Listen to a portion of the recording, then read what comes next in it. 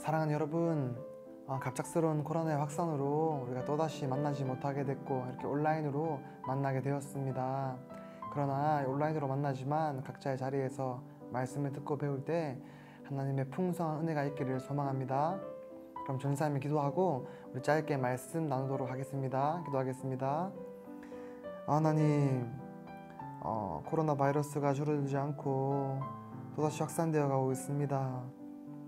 우리가 늘 염려하고 걱정하지만 이 모든 것을 주관하시는 주님이 살아계심을 믿고 주님을 신뢰함으로 우리 가운데 참된 평안과 안식이 있을 수 있게 하시고 코로나 바이러스로부터 우리 사랑하는 사랑본 모든 지체들을 지켜보아 주셔서 얼른 코로나가 종식되고 또 함께 만나서 예배드리게 될 날을 기대하며 소망합니다. 말씀 가운데 함께해 주시고 은혜 더하여 주시옵소서. 감사를 드리며 예수님 이름으로 기도했습니다. 아멘. 우리 말씀 한 절 읽고 말씀 나누도록 하겠습니다. 오늘 말씀은 사무엘상 15장 22절에서 23절 말씀입니다. 사무엘이 이르되 여호와께서 번제와 다른 제사를 그의 목소리를 청종하는 것을 좋아하심같이 좋아하시겠나이까. 순종이 제사보다 낫고 듣는 것이 수장의 기름보다 나으니 이는 거역하는 것은 점치는 죄와 같고 완고한 것은 사신 우상에게 절하는 죄와 같음이라.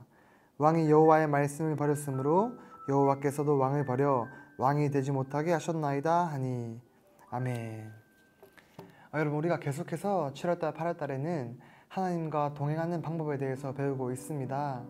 오늘은 우리가 이스라엘의 첫 번째 왕이었던 사울 왕을 통해서 하나님과 동행하는 것에 대해서 배워보고자 합니다. 하나님께서는 이스라엘 백성들을 위하여서 그들의 요구대로 이스라엘에게 왕을 선물로 주셨습니다. 그 사람이 바로 사울이었죠. 그러나 사울은 하나님의 은혜로 왕이 되었지만 왕이 된 이후에 그의 삶은 결코 순탄하지 않았고 그의 결말까지 비참한 인생이 되고 맙니다. 그 이유가 무엇일까요? 바로 사울이 하나님을 경외하지 않았고 하나님의 말씀에 거역했기 때문입니다. 오늘 우리가 함께 읽은 이 사무엘상 15장의 전반적인 내용은 이스라엘과 아말렉 사이의 전쟁에 관한 이야기입니다. 하나님은 사무엘 선지자로 하여금 사울에게 아말렉 사람들을 진멸하라고 말씀하셨습니다. 이 진멸이라는 단어는 성경의 원어인 히브리어로 하면 헤렘이라는 단어입니다. 이 단어는 여리고 성이 무너졌을 때 썼던 단어예요. 여리고 성은 하나도 남김없이 다 없어졌거든요. 다 무너졌어요. 이렇듯이 하나님은 이스라엘에게 아말렉을 진멸, 헤렘, 완전히 쓸어서 없애버리라고 말씀하셨습니다. 그렇다면 왜 하나님께서는 아말렉을 진멸하라고 하셨을까요? 이것은 이스라엘의 역사를 통해서 살펴볼 수가 있어요. 이스라엘 백성들이 애굽에서 출애굽해서 광야를 지나가고 있을 때 이스라엘을 제일 처음 공격했던 족속이 어디였을까요? 바로 아말렉이었습니다. 출애굽기 17장에 보면 아말렉 전투가 나와요. 그 아말렉 전투의 특징이 무엇이냐면 모세가 기도할 때에 이스라엘 백성들이 이기는 거예요.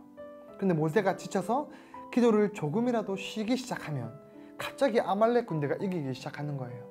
그래서 아론과 훌이라는 사람들이 모세의 양팔을 들도록 도와주고 모세가 쉬지 않고 기도할 수 있도록 도와주었습니다. 모세가 기도할 때 이스라엘의 맨 앞에 서서 싸웠던 사람이 누구였을까요? 바로 여호수아였습니다. 여호수아의 이름의 뜻은 구원자라는 뜻이죠. 하나님께서는 이 아말렉 전투를 통해서 이스라엘이 기도하면 구원자가 나서서 일하신다는 것을 알려주셨어요. 그리고 그 전쟁은 이스라엘 백성들이 이긴 것 같지만 사실은 하나님이 이스라엘 백성들에게 하나님이 누구신지를 알려주신 전쟁이었어요. 그리고 하나님은 그렇게 이스라엘을 공격한 아말렉을 온 천하에 있는 어떠한 한 사람도 아말렉을 기억하지 못하게 하실 것이라고 말씀하셨어요. 한마디로 하나님이 아말렉과 끝까지 싸워서 아말렉을 다 없애실 것이라고 약속하셨습니다. 그리고 그 약속을 이루시기 위해서 오늘 이 본문을 통해서 사무엘을 통해 사울에게 아말렉과 싸우라고 말씀하시는 거예요. 그리고 그 땅을 진멸하라고 말씀하시죠. 그리고 어떻게 됐을까요? 싸움은 분명히 이스라엘이 이겼습니다. 그러나 사울 왕은 하나님의 말씀을 어기고 아말렉 왕이었던 아각과 양과 소의 좋은 것들을 다 챙긴 거예요. 하나님은 그 모습을 보시고 사울을 왕으로 세운 것을 후회하십니다. 그래서 사무엘은 그 하나님의 마음을 깨닫고 나서 하나님께 간절히 기도해요. 하나님 마음을 돌이켜주세요. 하나님 사울을 용서해주세요. 기도합니다. 그런데 사무엘이 기도하고 있을 때 사울은 어떤 것을 했을까요? 바로 자기를 위해서 기념비를 세우는 거예요. 사울은 하나님의 은혜로 아말렉과의 싸움을 이겼다는 것을 기억하지 못했어요. 온 사람들이 자기를 보고 자기가 취한 것들을 보고 전쟁의 전리품들을 보고 나니까 하나님이 보이지 않고 자기가 보이는 거예요. 하나님이 보이지 않고 이스라엘 백성들의 평가가 더 먼저 보이는 거예요. 그래서 하나님은 사울 왕을 버리십니다. 그리고 그 당시 이스라엘 사람들이 보기에 왕은 사울이었지만 하나님은 이 15장 끝에 보면 다윗을 선택하셔서 다윗에게 기름을 부으셔서 하나님은 하나님께서 선택하신 왕을 새롭게 세우신 것이에요. 사울은 버림받았습니다. 그런데 더 중요한 것은 사울이 어떤 잘못을 했냐라는 거예요. 그는 하나님의 명령을 거역했을 뿐만 아니라 하나님을 팔아버리는 거예요. 이것이 무슨 말이냐면 사무엘이 사울을 찾아가서 왕이시여 왜 하나님의 명령을 어기셨습니까? 라고 추궁합니다. 그때 사울이 뭐라고 할까요? 내 백성들이 그들의 전리품을 취했고 이것으로 하나님께 제사를 지내기 위해서 챙겨놓은 제물입니다 라고 말한 거예요. 그런데 신기한 것은 오늘 본문 15장 9절에 보면 사울과 백성이 라고 되어 있어요. 오늘 본문 15장 9절에서는 사울과 백성이 자기 눈에 좋아 보이는 것들을 남겨놓았다 라고 되어 있는데 사무엘이 추궁하자 사울은 백성을 먼저 팔아버리는 거예요. 내 백성이 라고 말해요. 여기 보면 21절에 다만 백성이 그 마땅히 멸할 것 중에서 가장 좋은 것으로 라고 원래 사울과 백성이었는데 사울이 빠져버리고 백성만 남게 되었죠. 그리고 그들의 재물을 여호와께 제사를 지내기 위해 남겨놓았다라고 뻔뻔스럽게 이야기하는 거예요. 이 말을 들은 사무엘이 우리가 함께 읽은 이 본문 말씀을 이야기해 줍니다. 사울은 제사의 의미를 알지 못했어요.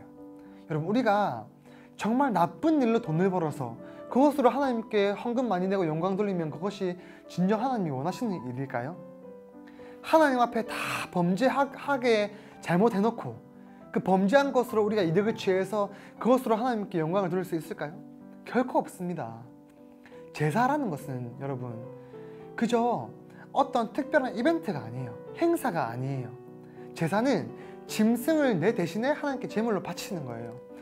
이것이 무엇이냐면 제사를 지내면서 내가 짐승을 잡아서 짐승의 피를 흘려야만 하듯이 나는 누군가가 나를 위해서 피를 흘려야만 하는 죄인이구나 라는 것을 깨닫고 자기가 죄인됨을 아는 사람들이 하나님의 은혜를 바라보면서 그렇게 제사를 지내는 것이 하나님이 정해주신 참된 제사예요. 그 의미를 모르고 드리는 제사는 그냥 짐승을 잡아서 피를 흘리는 살상행위이죠. 그래서 하나님은 제사보다 하나님의 말씀을 더 많이 듣고 더 많이 귀를 기울이고 그 말씀에 순종하는 것을 제사보다 더 좋아하신다는 것입니다. 그래서 순종이 제사보다 훨씬 더 낫다라는 것입니다. 사울은 하나님의 말씀을 거역했어요. 하나님이 진멸하라고 한 그 약속을 어겼어요. 자기 눈에 보기에 좋아 보이는 것들을 챙겨놨어요. 여러분 우리가 이 사울의 모습을 통해서 기억해야 될 것이 무엇일까요? 첫 번째로요, 우리는 선과 악의 판단 주체가 아니라는 거예요. 우리는 늘 우리 눈에 보기에 좋아 보이는 것들이 선이고 보기 나빠 보이는 것들이 악이에요. 그러나 이것은 선과 악의 기준이 아니에요. 왜냐하면 선과 악의 기준은 오직 하나님만 낼 수 있는 것이기 때문이에요. 하나님만 선이에요. 하나님이 아닌 것은 다 악이에요.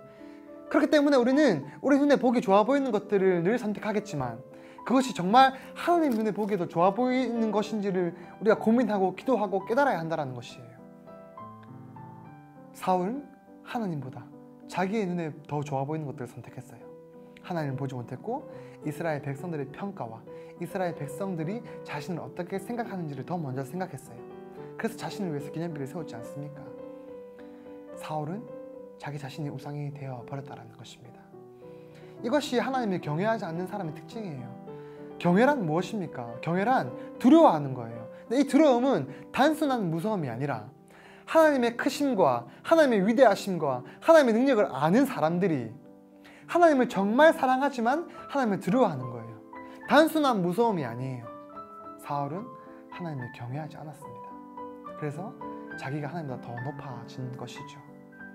그래서 그는 눈이 어두워졌고 하나님의 말씀을 지키지 못했습니다.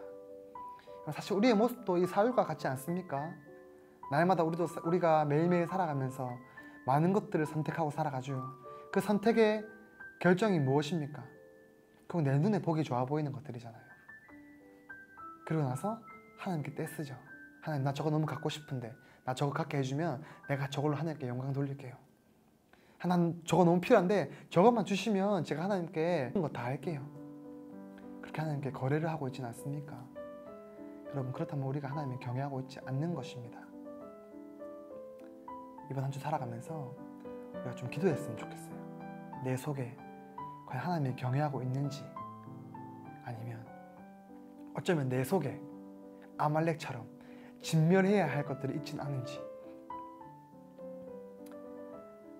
우리의 죄인됨을 깨닫고 그리스도의 십자가의 은혜가 무엇인지 좀 기억했으면 좋겠어요. 그래서 하나님을 좀 경외했으면 좋겠어요.